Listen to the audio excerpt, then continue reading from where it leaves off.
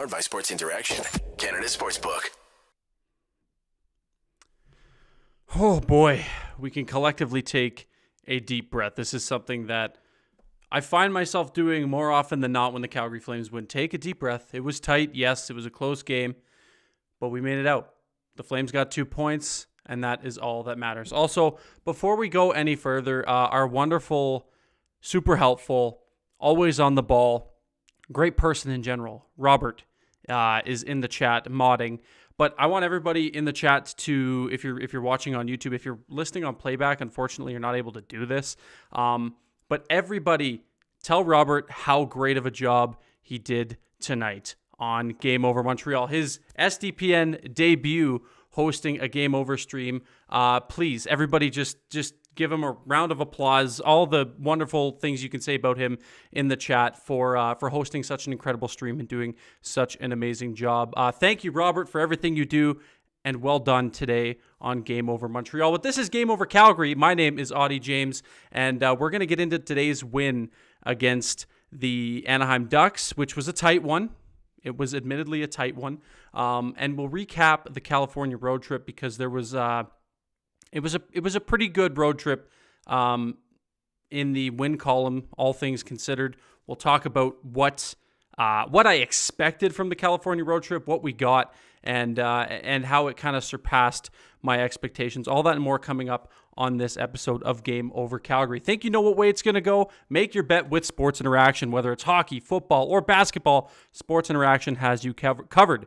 Bet pregame, live and play, or on one of our many prop bets. Sports Interaction makes it easy to deposit, play, and cash out. Join now and see all sports betting has to offer. Want to bet? Head to sportsinteraction.com/SDPN. That's sportsinteraction.com/SDPN. 19 plus. And as always, please play responsibly. And also shout out to, over this way, Sports Interaction for the lovely merchandise, the shirt, the hat, the toque, the t-shirt, lots of great things coming my way. I'm going to rep that with pride. sportsinteraction.com/SDPN. No guest tonight, which is a different vibe for me. I'm usually joined by a guest, but we have some. I'm covering the next Ducks game. We're going to have some cool guests when the Flames play the Ducks next. I'll announce that obviously later as that comes closer. But no guest tonight. Flying solo because I don't want to fly together. You get it? Anaheim Ducks hashtag on Twitter is fly together. That was a horrible joke, but we're going to continue along either way. Yeah, so let's start first with tonight's game. We'll talk a little bit about the California road trip as a whole as we proceed. First of all, we're going to say a little prayer for my boy Matty Phillips. Ain't nothing wrong with him. He's just still not in the lineup. And quite frankly, I don't think he'll ever play again for Daryl Sutter or the Calgary Flames.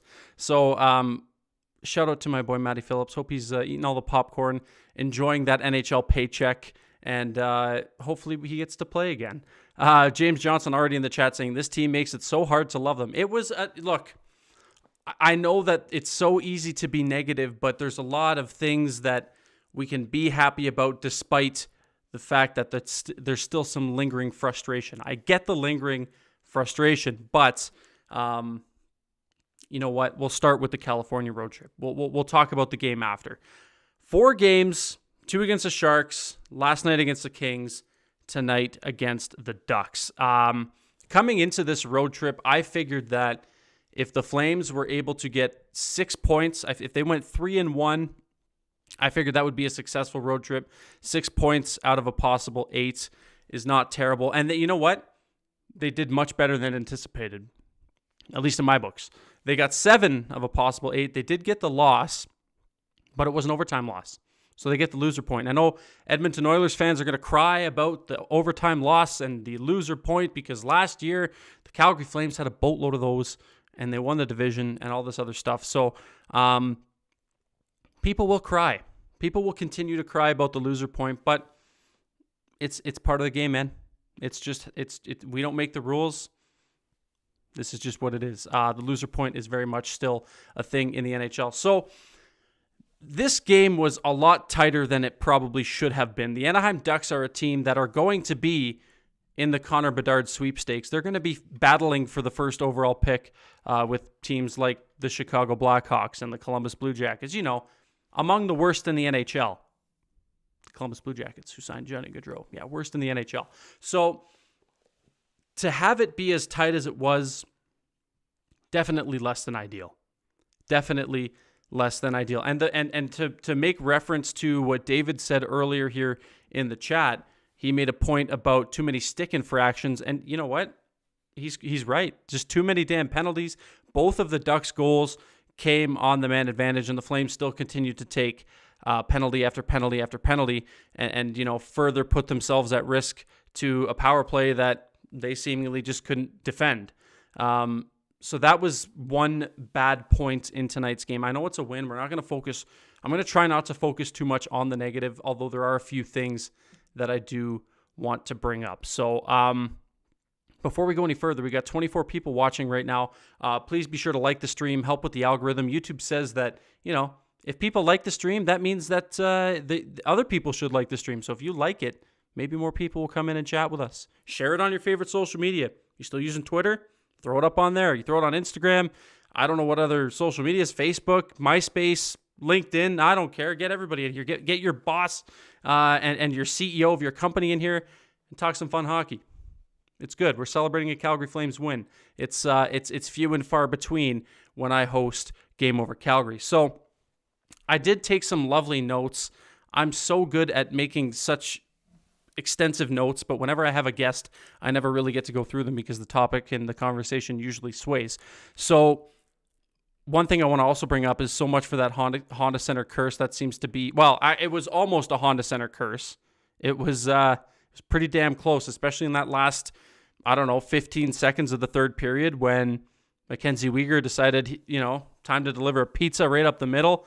And thank God for Chris Tanev, who looked damn good. And, the Flames look like a much different team when he's in the lineup, putting his body on the line, blocking that shot. That's a big one there.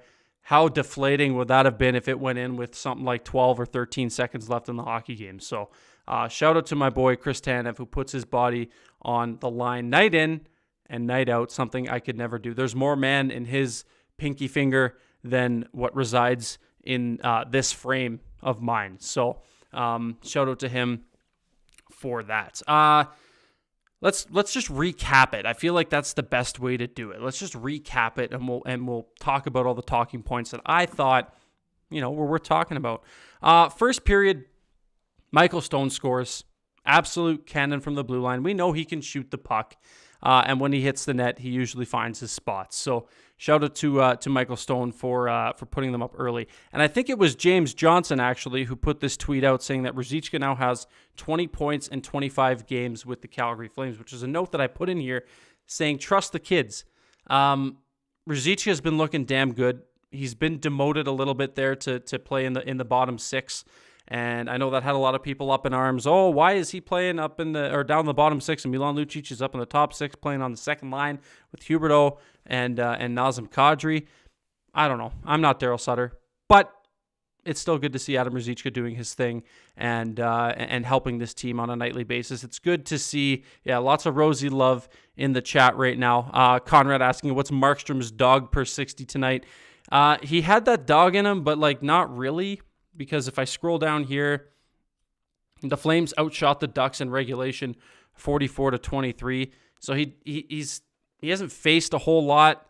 It's a team that, has some scoring threats, but still a bottom feeder in the NHL. So letting in 2 on 23 is not stellar.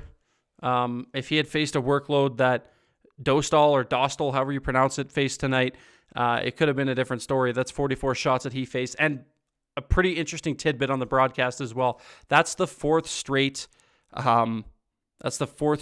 game that he has faced 40 or more shots, which should tell you everything you need to know about how the Anaheim Ducks are this year and how they're playing. So when I say that this game shouldn't have been this close, emphasis on how damn close it was. That the game went to overtime, and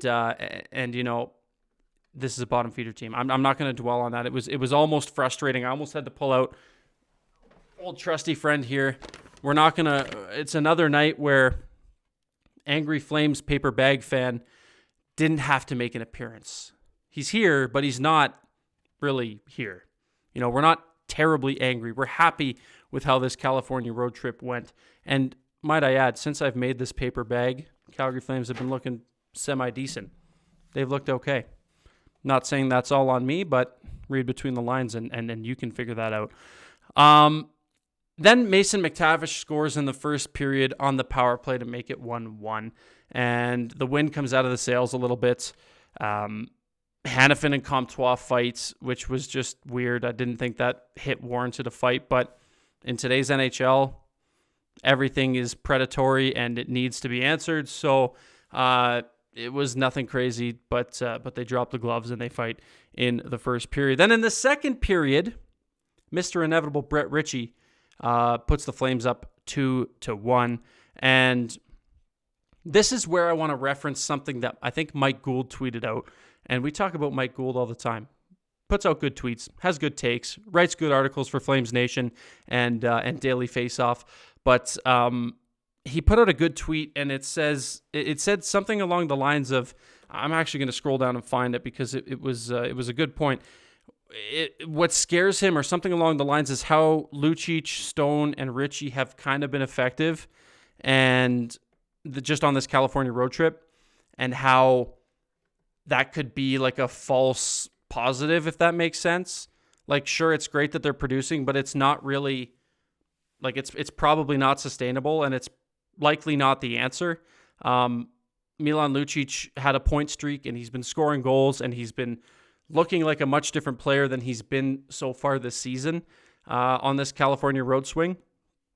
But I don't think it warrants him still playing in the top six. And it's frustrating for me because I've been hard on Lucic all year, and a lot of people have willingly been on Milan Lucic all year for just how bad he's been because, up to this point, he's been horrible, and I still don't think he's that great.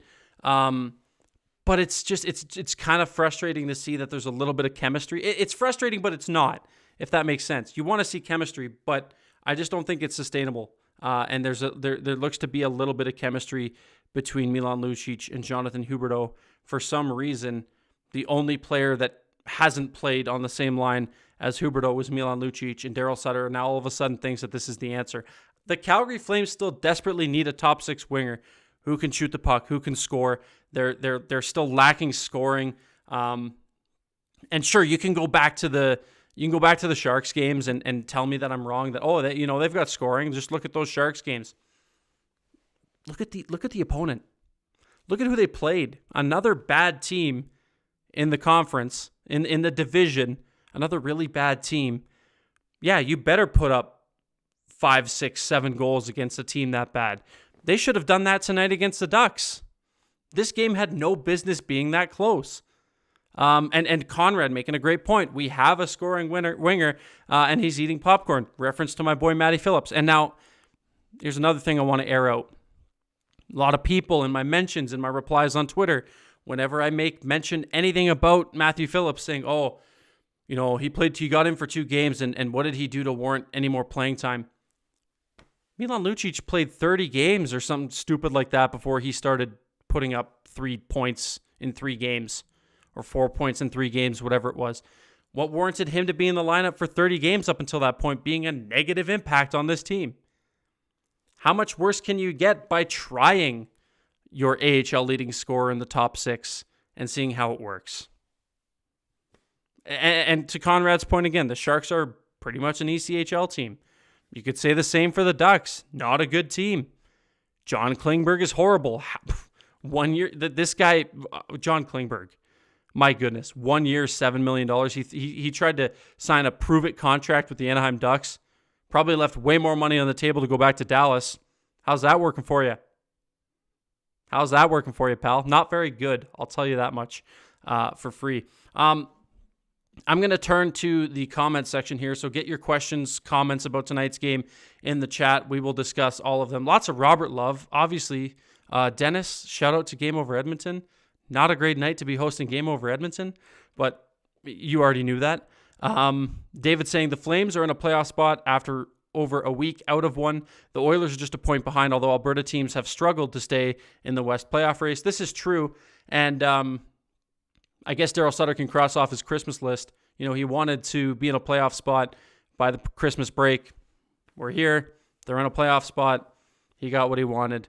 And the Edmonton Oilers will not be at this point right now. But that could change very soon, as the next contest is between them on the 27th. But we'll get more into that a little bit later. Robert saying, I appreciate that the Flames immediately made me stressed when I was done. I was used to that.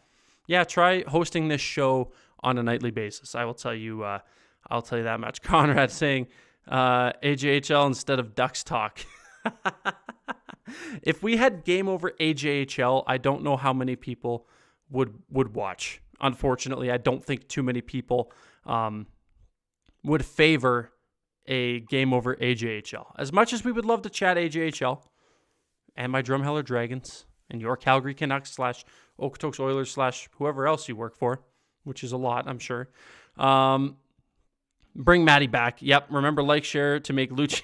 This is my favorite thing. Conrad comes into every stream and he goes, remember, like and share to make Milan Lucic eat popcorn and Matthew Phillips be allowed his 17 minutes of cardio time per night. And yes, rumor has it if you like and share the stream, that'll happen. So we shall see. David saying the Hockey Guy YouTube usually comes out with his power rankings on Sundays, but with no game before Tuesday, he may release it sooner. Yeah, I look forward to that. He's a very great YouTuber there. The Honda Center curse wasn't fully exercised. Yeah, that's pretty accurate. Chris says, I don't care how ugly it was. I'm absolutely stoked to carry W into the break. You know what? You're right. And maybe I'm being too negative. I'm probably being too negative. The Flames won. They take 7 of 8 points on this road trip. That's pretty good. That's pretty good. That's almost perfect and better than what I expected. Like I said, I thought they'd go 3-1. They go 3-0-1, and they get a point out of the loser point in overtime against the Kings last night. Rhodes saying Hannafin has more fights than Lucic. This is a fact. That may be the first time I've ever heard Mike Gould and good takes in the same sentence. Yeah, we're too hard on Mike Gould. Lane saying go Flames. We dodged a bullet by not signing Klingberg back in Dallas. That one from Ryan. Flames in, Oilers out, but December 27th is going to be a fantastic game. Yes, it certainly will be. Excuse me. Sarcastic remarks. What's going on? How are you guys doing? It's good to see you guys in the chat. We got extremely lucky. The Stars didn't re-sign Klingberg. Yes, I think you guys dodged a bit of a bullet. The wild card is so volatile. I'd like to get in the top 3. You definitely want more security there than being in a wild card spot. Johnny Hockey, friend of the program, by the way, great guest. Gonna come back on. Have to figure that out. He says he'll take it. Big 2 points indeed. Me and Mike G on the call on December 27th, says Conrad. Okay. Where did we leave off? Yeah, okay, so we talked about Mike Gould's good point. We're not going to pump Mike Gould's tires too much more than we already have. Third period comes along, and I wrote down that the Ducks were dominating puck possession to start the period, but I think you could say the Ducks were dominating puck possession throughout the period. It seemed like they did a really good job kind of clearing out of their own end. They didn't allow too many chances to get by, and they just did a good job of keeping the puck in the offensive zone, cycling the puck, moving the puck around, didn't force too many unnecessary turnovers in the offensive zone, generated some chances. All things that you want and things that you would expect probably the other way around if you're if you looked at the standings and didn't know anything about this contest coming into it, and you looked at where the Flames were and you looked at where the Ducks were, you'd probably expect that the other way around and going in Calgary's favor, which wasn't quite the case in the third period, at least. So glad to see things kind of got turned around. And then penalties. It was just penalty after penalty after penalty, stick infraction. So the Flames got lucky, I think. The Ducks went 2 for 3 on the power play at one point after they ended up drawing another penalty. They were 2 for 3. That's when I put out my tweet saying, why is this game this close? Oh, maybe because you've been taking too many penalties and they're scoring on your weak penalty kill. So stay out of the box. it seems easier said than done. I'm not an NHL player. I just talk about it on YouTube for fun. And I don't know. Maybe it's hard to keep your stick out of guys' skates. Maybe it's too hard to keep control of your stick and not hit someone in the face. But yeah, it was not a great night for the Flames in terms of taking penalties. One point I want to talk about is Andrew Mangiapane, because he's snake bitten. It wasn't long ago that people were talking about, oh, if the NHL goes to the Olympics, Andrew Mangiapane scoring at this rate, he's going to make the roster and blah blah blah blah blah. I think you're taking that back now, looking at where he is. I'm actually going to pull up some Andrew Mangiapane numbers, because I think at this point last year I can't remember how many goals he scored, and a lot of them were on the road too. And this is where it's going to get interesting, because the Flames are going to play. They played a lot of games at home to start. They're going to play a good chunk of games on the road to kind of finish the year off. Okay, so last year in 82 games, 35 goals, 20 assists for 55 points. This year through 35, 7 goals, 7 assists, 14 points. So right now, so far, he's secured the bag and hasn't been. He's been a ghost of himself. Frustrating, difficult, and I know he's frustrated too. But what frustrates me, I think, the most is he's just not scoring like he used to, and I think there's a few things that kind of contribute to that. He's shooting the puck, but his release just doesn't seem to be there. Correct me if I'm wrong in the chat. I know there's a lot of smart people. 27 of you probably know a lot more than I do, but correct me if I'm wrong if you're seeing the same thing from Andrew Mangiapane. The puck is on his stick for too long when he's trying to take a shot. It sounds stupid, but the release just isn't there. I find that anytime he has the puck, he kind of kicks his leg back, winds up for the shot, and, there's a bit of a delay, I don't know if it's like a pump fake, if he's trying to think too much about where he wants to put the shot, but he's not getting the puck off his stick fast enough. The defenders are reading it, and that's why you're seeing so many of his shots go off a leg, go off a stick, go off, miss the net completely. It's got to be tricky for him. It's got to be difficult for him, and it's got to be frustrating for him. But his shots, the quality of his shots just don't seem to be quite where they were. Not even to say that where they were last year, because I don't even think he was shooting from where he's shooting from this year is not where he was scoring from last year. He was a lot of those goals were in front of the net, in the dangerous areas, high danger chances, which is something Calgary hasn't been particularly good at this year. And it's just, it's got to be frustrating for him, because he knows he can score. We know he can score. We saw it, we've seen him progress as an NHLer over the last few years, secured the bag, put up 35 goals last year, which is no small feat. And here he is sitting 35 games in with 7. I'm no mathematician, but I'm pretty sure that he'll probably be on pace to finish with 20, something like that. Somebody do the math for me.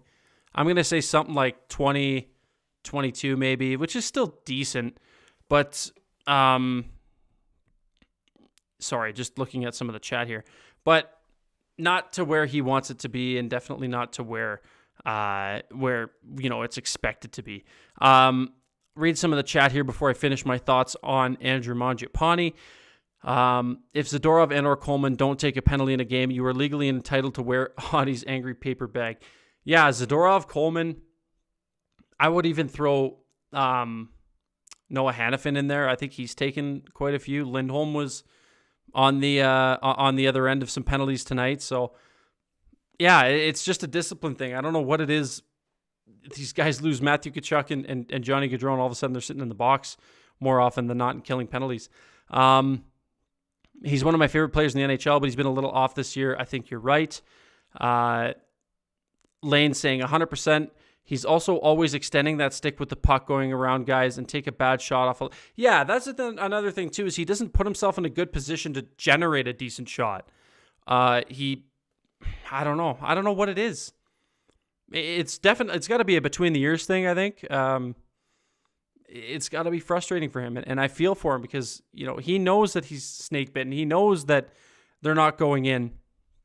I think Andrew Mangiapane scores his goals from in front of the net. He's he's forcing too many shots from the perimeter that just, he doesn't score that way. I didn't see him score a lot like that last year. And it feels like that's a Flames thing because they're getting a lot of shots night in and night out, but they're not getting the goals. And I talked about it a lot on this show is because I don't know if it's teams are defending them well or if they're just purposely taking too many perimeter shots. They don't get the puck to the middle very well. And when they do, as we saw last night with a guy like Jonathan Huberdeau, prime chance on the doorstep, drop pass between the legs to nobody. Or they have it in a high danger area and they swing it back to the blue line for Michael Stone to put it over the net. Or Rasmus Andersson to miss 2 feet wide. Or Milan Lucic to shoot it and go off of a defender and in. The quality hasn't been there. That's what I'm missing. That's what they're lacking. The quality shots just have not been there for the Calgary Flames. And it's tricky. It sucks because here we are talking about it on the night that they win, but there's still things that they can improve on. And they're getting better. They're getting there. I don't want to dwell too much on the negative because the Flames are coming off of a good road trip. They're going to head into the Christmas break in a playoff spot. They're going to head into the Christmas break winning 3 of their last 4 and getting points in 4 of their last 4. Pretty good, if I do say so myself. James Johnson saying Mangiapane is on pace for 17 goals, which is, if my math checks out, a little less than half of what he scored last year. Could just be a bad year. Could pick it up in the new year. And that's something too. A lot of good teams who win Stanley Cups go through stretches where, and I talk, again, another point that I talk about all the time, good teams are not immune to bad stretches. Good teams are not immune to having a rough start and finishing the year strong. St. Louis Blues, 2016 Penguins. The list goes on. Teams can, like the Blues were in dead last in January. They end up winning the Stanley Cup. The Penguins in 2016 go through a coaching change. One of the worst teams in the Eastern Conference by the All-Star break, get into the playoffs and win the Stanley Cup. Things like that happen, man. Things like that happen. And I'm not saying that's going to happen with Calgary, but it could happen. And, wouldn't be too surprised if it did. The curse of Sam Bennett's stick infractions still linger. Yes, he was a freaking penalty merchant, that guy. He needs a change of scenery, play the top line in Arizona or Anaheim. I think that's a little bit far-fetched. I don't think they're going to be making a move like that anytime soon, especially when they're lacking scoring. There's nobody on Anaheim or Arizona that would come back in a Mangiapane trade that would put up better goal numbers, put up more goals. I don't know why I said it like that, than he. So don't know if I buy into that narrative too much. Okay, we're gonna put a bow on this show pretty soon. This has been a good one. I feel like I've been talking for so long. I got dry mouth. I'm rambling. It's 10 to midnight. I just downed a coffee. I'm wired. I'm full of energy. Let's get this thing going. The Flames outshoot the Ducks in this game 44-23. But like I said, a lot of those perimeter shots, nothing too dangerous.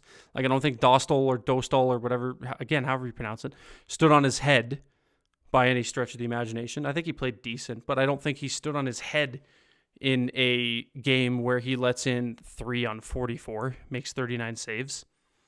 I don't think he was anything special.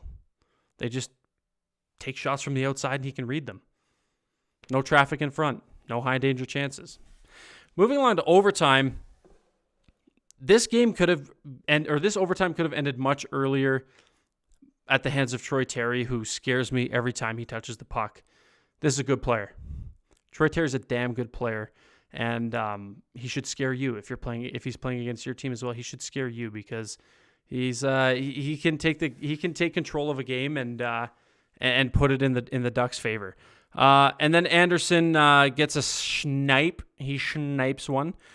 Nifty little piece of O-zone puck possession, which was something the Flames struggled with in the third period. It all started with, in their own zone, Nikita Zadorov breaks up a play at the blue line when Trevor Zegras had the puck and tried to get around him. He gets a stick in there, and then it's a foot race, and you see Big 16 for the Calgary Flames racing up the ice with Trevor Zegras. I don't think he beat Trevor Zegras in the foot race because he in a roundabout way, kind of tackled him to the ground and didn't get a call, which was lucky.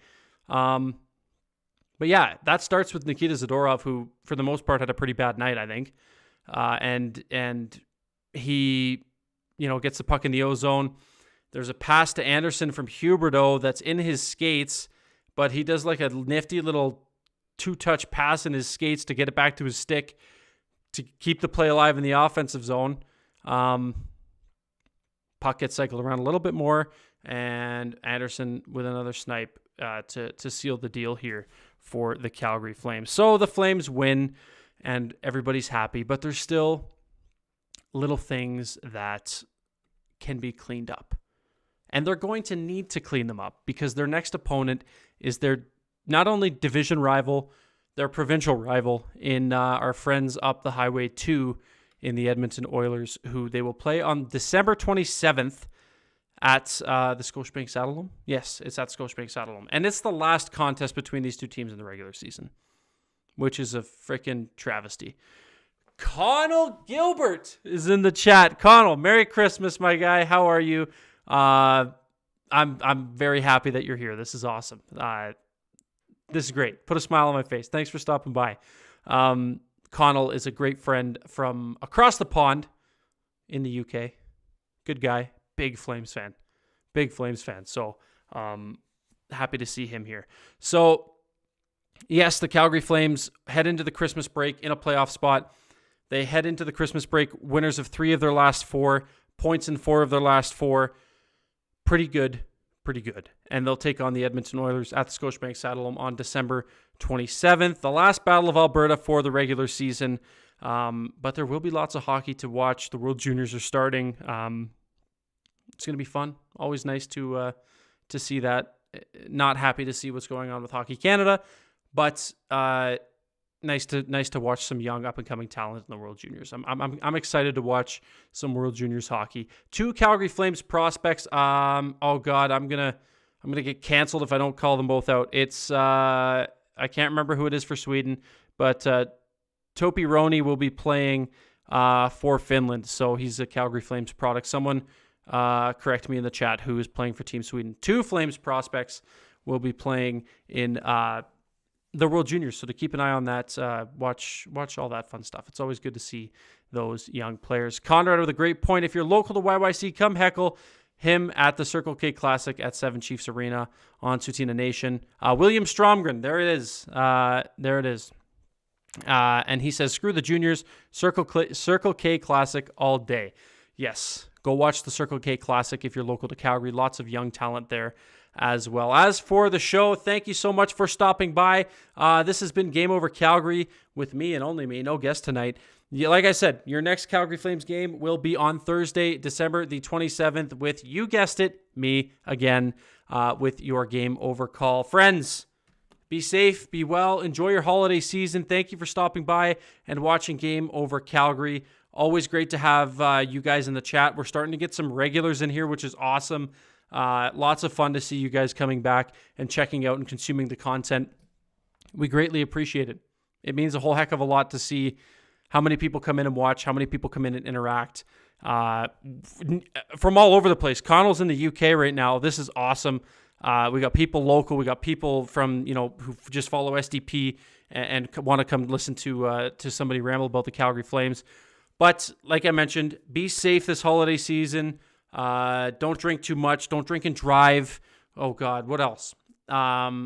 Be good so that Santa comes to you on Sunday. Hopefully there's presents under the tree for you. Maybe something from Sports Interaction. Who knows? That was my Christmas gift this year. But be well, be safe. Have a great holiday season. And I can't wait to talk to you guys after Christmas on this 27th when the Calgary Flames play host to the Edmonton Oilers. If you're listening on playback, please be sure to give it a 5-star rating and subscribe on your whatever podcatcher you're listening from. If you're watching on YouTube, please be sure to hit like, subscribe to SDPN, and you'll get all the notifications for all of our fun content that comes out on the channel. Until then, stay safe, stay warm, and I'll talk to you on Thursday, pals. See ya. Game over! Powered by Sports Interaction, Canada Sportsbook.